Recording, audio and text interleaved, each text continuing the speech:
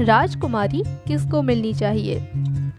चम्मापुर नाम का एक नगर था जिसमें चंपकेश्वर नाम का राजा राज करता था।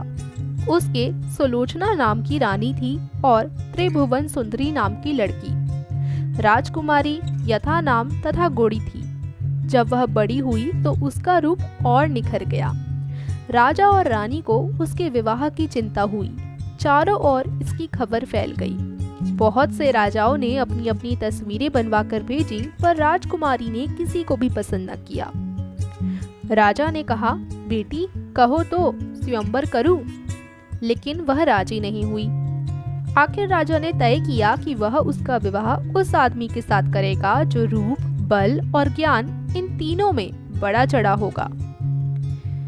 एक दिन राजा के पास 4 देश के 4 वर आए।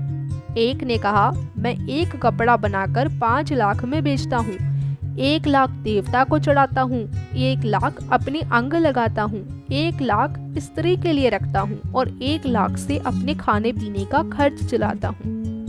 इस विद्या को कोई और नहीं जानता। दूसरा बोला, मैं जल थल के पशुओं की भाषा जानता हूँ। तीसरे ने कहा, मैं इतना शास्त्र पढ़ा हूँ कि मेरा कोई मुकाबला ही नहीं कर सकता। चौथे ने कहा, मैं शब्द वेदी तीर चलाना जानता हूँ। चारों की बातें सुनकर राजा सोच में पड़ गया। वे सुंदरता में भी एक से एक बढ़कर थे। उसने राजकुमारी को बुलाकर उनके गुण और रूप का वर्णन किया, पर वह चुप रही। इतना कहकर बेताल बोला, राजन तुम बताओ कि राजकुमारी किसको मिलनी चाहिए।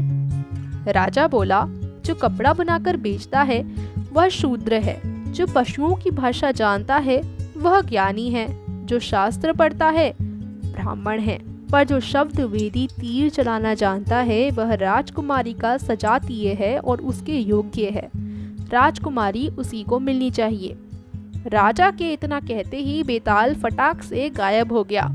राजा बेचारा वापस लौटा और उसे लेकर चला तो उसने 10वीं कहानी सुनाई।